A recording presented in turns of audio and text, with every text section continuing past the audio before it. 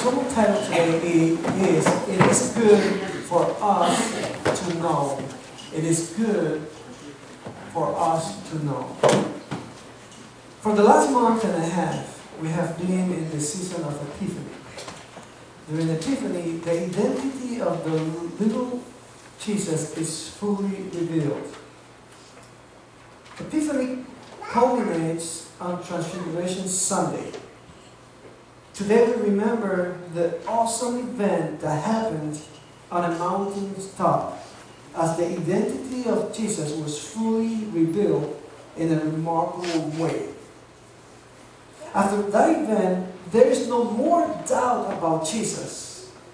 Jesus' identity in the minds of the followers was set.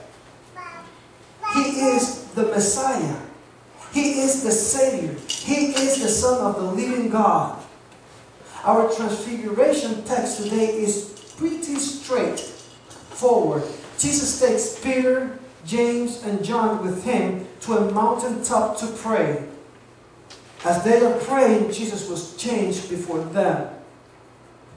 The Gospel writer, St. Mark, tells us that Jesus' clothes became dazzling white, whiter than anyone in the world could bleach them. God picked through and allowed people to get a glimpse of His Shekinah, the appearance that surrounds God. Here we see that Jesus is not a mere human. He was very God of very God, light of light, begotten, no made, being of one substance with the Father, who existed before the world was created, and by whom the heaven and the earth were made. Amen. It's something that really gets me. Because when I read about Jesus in the beginning, He has this phrase all the time, says, don't tell nobody. Don't say what you have seen. Or don't say whatever was performed to you, to nobody. And the first thing that people used to do was to run to tell people about Jesus. Now there's another thing, and I was thinking this week, I was thinking about Superman. And I was thinking about Batman and Spider-Man. All those are superheroes and heroes. And I think everybody is desiring to have a superhero in their life. Because there's so much criminals, there's so much evil in the world that in our minds sometimes, and you cannot deny that, you sometimes said, I would like to be a superhero. Amen. I cannot imagine someone of you in the time that Spider-Man used. You know. And always, it's just in my mind. I put my glasses and everybody knows that I'm Pastor Pagan. For Clark Kent, put the glasses and nobody knows that he's Superman. These superheroes always are hiding. Because they don't have, according to the writer, this egocentric way of being. Their purpose in life is to help. The purpose in life is to give a hand to those that are in need. And I was thinking about that, thinking about Jesus. He knew His purpose in life. Why Jesus kept His identity from people? There are important reasons for this. One of the critical ones is the fact that man cannot survive when exposed to the holiness of God. Man will die if see God's face to face. So Jesus needed to veil His divinity to be God with us. He took a body of a man, 100% man, but 100% God. And why Jesus kept His identity from people? I mean, He is God. He could say it. He could do whatever He wanted. But He had a purpose. Sometimes we have to wonder, what is our purpose in life? Sometimes we have to wonder, what is the God call in our life? And one thing that really I have to stop to look at is that in this moment, we need to know something very specific, that God chose some people to do something great. And some people doesn't mean that it's just some of them. It's all of us. Now, we find the example over here. We find 7 persons in the mountaintop. Jesus, Moses, Elijah, Peter, James, John, and at the end, God. Now, Moses was the standard representative of the law. God has chosen Moses to write the law. God has chosen Moses to bring morality to His people. God has chosen Moses to lead the people to do the right thing. And Moses was a superhero for his people. And that's why he was in the Transfiguration. Elijah, he was another hero. It was a prophet that God choose to come and work with the Israelites. But why he was a superhero? Well, I don't know you, but this man took a challenge. His challenge was to go against false gods. His challenge was to go against false prophets. And the important things that they knew and we know is that he took the challenge and he came on top. And for that, he was a superhero for them. And then he was taken in a chariot of fire. Incredible! Now, there was Jesus. Everybody knows that. Because he was the chosen of God to come and do something very special. I mean, to me, that is special. He came to save me. He came to save you. But now, we find 3 other people. We find Peter, James, and John. Now, we see 2 people from the Old Testament. And these people from the Old Testament, it's saying to the world, it's saying to the new generation, we took upon us what God gave us to do. Now, we were just a foreshadow. We just was representing. Now, Jesus is here, and He's going to accomplish, He's going to fulfill what needs to be fulfilled because nobody else can do it. And it was good that a representation from the new generation, the representation from the future church was there. I cannot imagine Peter and John and James seeing all of this and they couldn't speak, they couldn't say nothing, but suddenly it was not finished. They thought it was finished, but it was not. Suddenly God the Father involved them in His Shekinah.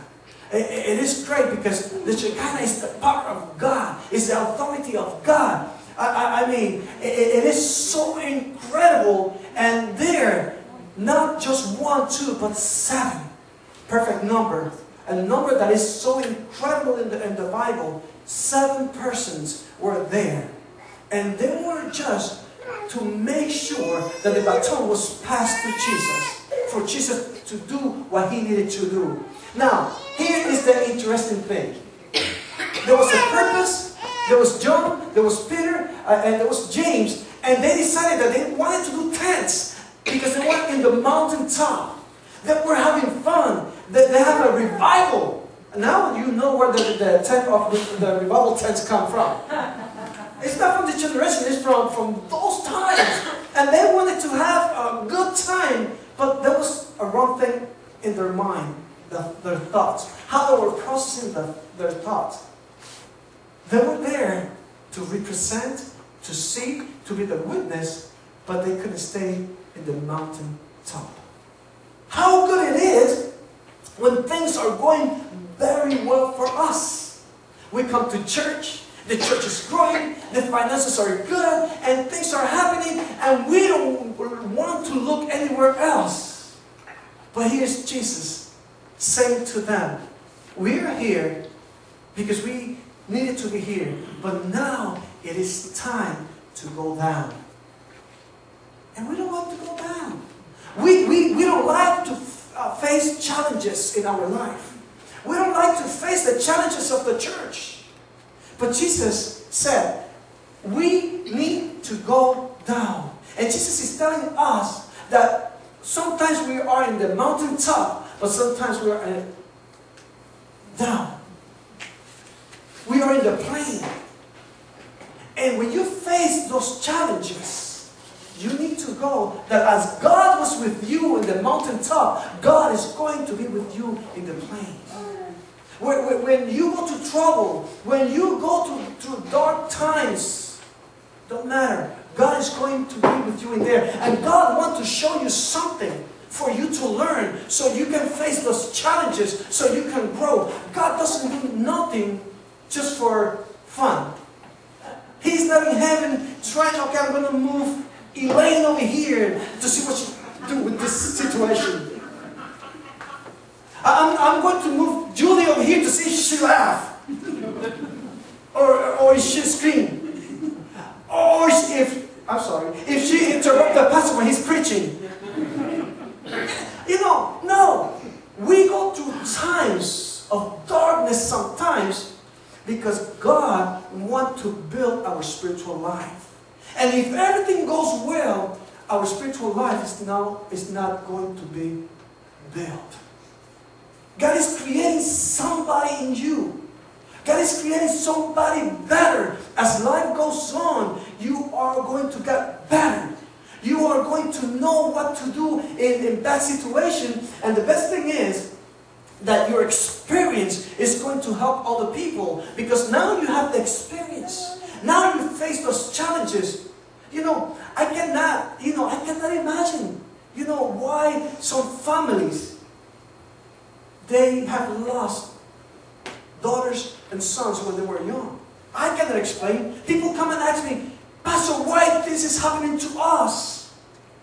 And I don't know.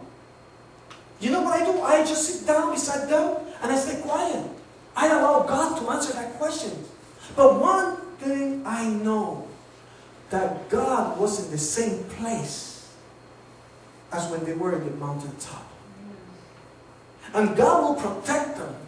And God will comfort them. And the only thing that passes through my mind is, the sun come up for the good and for the bad. God will bring blessings to the good and for the bad people too. Because He is giving an opportunity to absolutely everybody.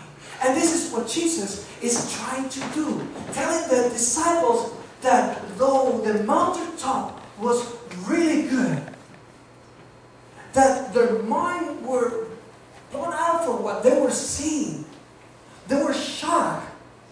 Because even the factor that God became part of this, they had an experience that nobody else had before. Because even remember Moses? Moses wanted to see God's face. And God told him, if you see my face, you'll die. And sometimes we pray, God, I want to see you. God, God is here. God is in you. The grace of God is in your life. Amen. And it happened. It happens because what happened at the time of Jesus. Because He died. But He just didn't die. He rose from the dead.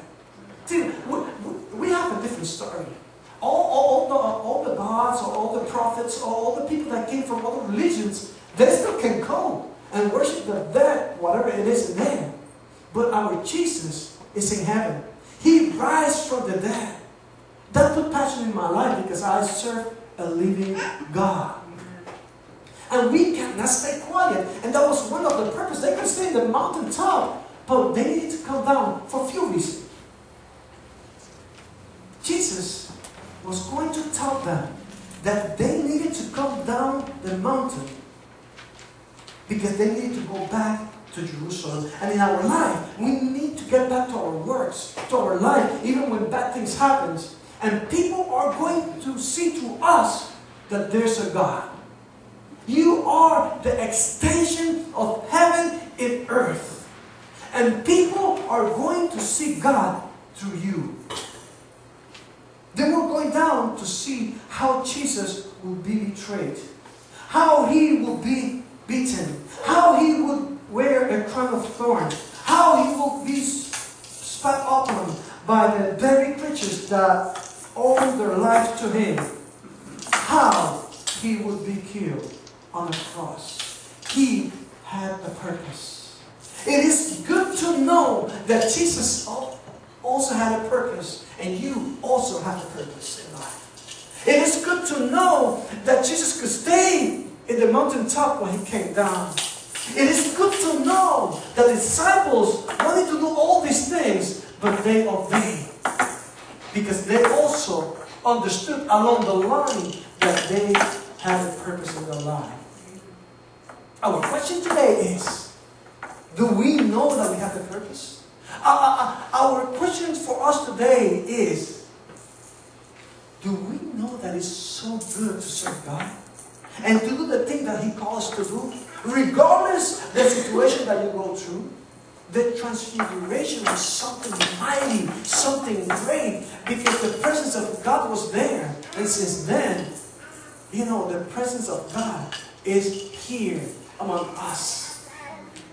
You know, I could be one of those cheerleaders, because I like to help people, encourage people, and so forth. Sometimes I sit down and I think, wow, you know, this is the only thing that I can do. Be a cheerleader for people. But my purpose is deeper than that. My purpose is to show you that God can do great things through you. Amen. It is good to know that we can do valuable things for God here in earth. It is good to know that regardless the age, your illness, or what you're going through, God still can use you. You have been in the mountaintop many times. And you have been down in the valley many times. But that's okay. Because God is leading our path. God is in there even when we go through pain.